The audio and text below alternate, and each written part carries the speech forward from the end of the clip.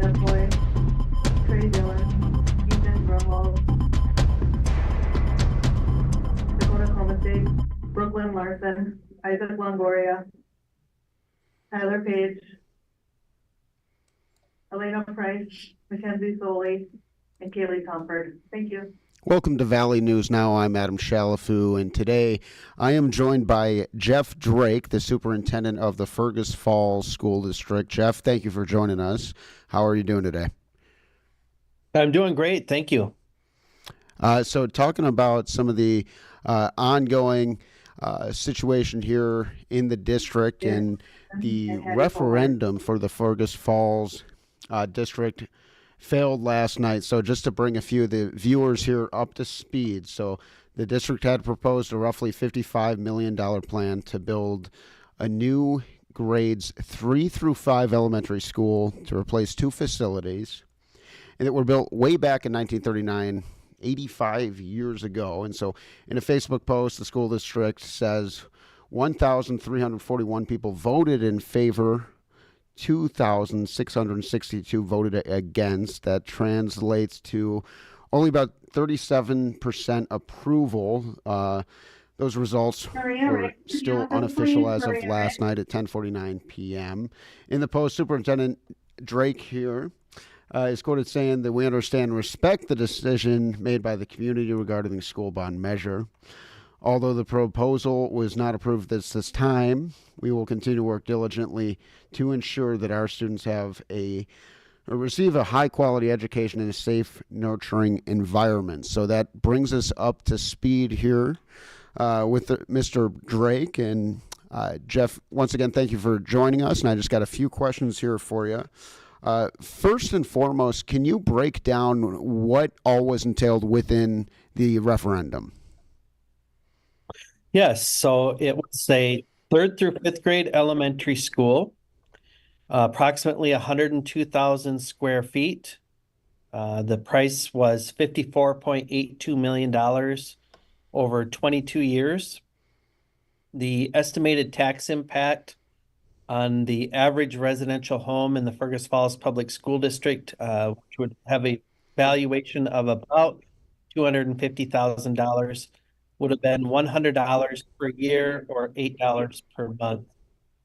The proposal would have placed the new school on a 29-acre parcel that was across the Highway 210 from the Prairie Wetlands Learning Center, where we have a very innovative partnership with U.S. Fish and Wildlife for a prairie science class that is offered to, on a voluntary basis, students in grades 4 and 5.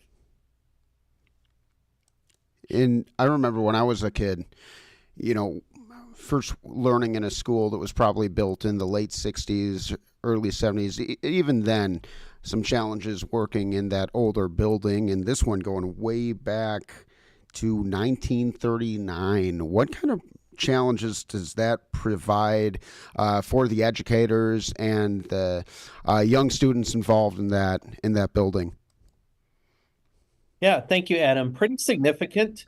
So if you think back to when both of these schools are kind of sister schools, they were both built in 1939. And if you think back to those days, education has changed immensely in the 85 years since. When those buildings were designed, you didn't have the special ed supports that students receive today, occupational therapy, English language learners, the mental health supports that are common for students today, supports for emotional and behavioral needs, Title I and ADSIS programs to provide additional support for students that are struggling learning how to read or with their early math acquisition skills. So the services and supports that we provide to students, Adam, has really changed a lot since those buildings were first designed. These simply weren't built to accommodate those kinds of services in the way that really truly meets students' needs today. And were you surprised at all by the turnout and results of the vote?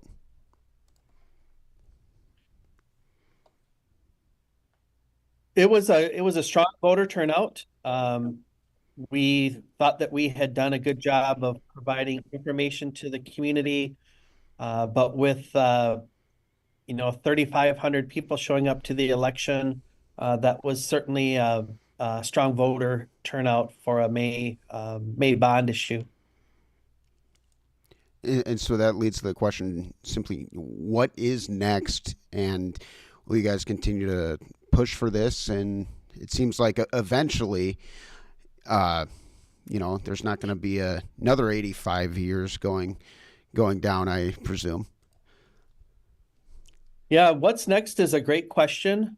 We really felt like we had laid out a strong plan, a logical plan for this proposal. We really tried to make it affordable for our taxpayers. For the average homeowner, it equated to 27 cents a day if this had been approved. So, Adam, we really need to go back to the drawing board and reflect on the failed bond, what we're hearing from our constituents, which is largely still tax sensitivity. So that's a key component. One of the challenging things for us will be really trying to find a way to make this proposal any less expensive. Construction prices historically go up between 4% and 5% per year. This really was a proposal that didn't include a lot of extras.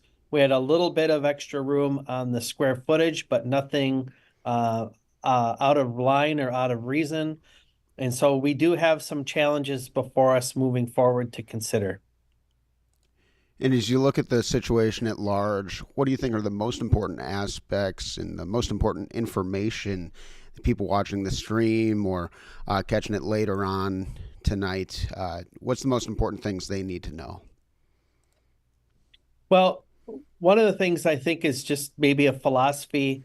I certainly am of the mind that education is an investment. It's an investment in your local community, but it's also an investment in this generation of students and the generations to come. And I think that it is one of the best places that communities spend their money, and I realize that resources aren't finite. But providing these students an outstanding educational environment is going to launch them into successful futures. They are going to become tomorrow's leaders, tomorrow's entrepreneurs, tomorrow's employees. And the better we're able to create school systems that can prepare them for not only today's careers, but careers that aren't even invented yet, that haven't even been thought of yet. That's how quickly the world is changing. The better off that we're going to be as a society prepared to be successful into the future. Well, very well said, Jeff, and I appreciate you taking a little bit of time to talk with us here at Valley News Now. Anything else you'd like to add before he lets you go? Well, just want to thank the community for showing out yesterday and voting. I want to especially thank all those that supported the proposal, and we are absolutely committed to offering a fantastic educational experience for our students, and we will roll up our sleeves, learn from this, and continue to move forward in the best interests of our students. Excellent. Well, thank you so much, and we'll keep everyone posted as this situation moves forward, and I look forward to hopefully talking to you again soon, and best of luck. Thank you very much. Yeah, thank you, Adam. My pleasure.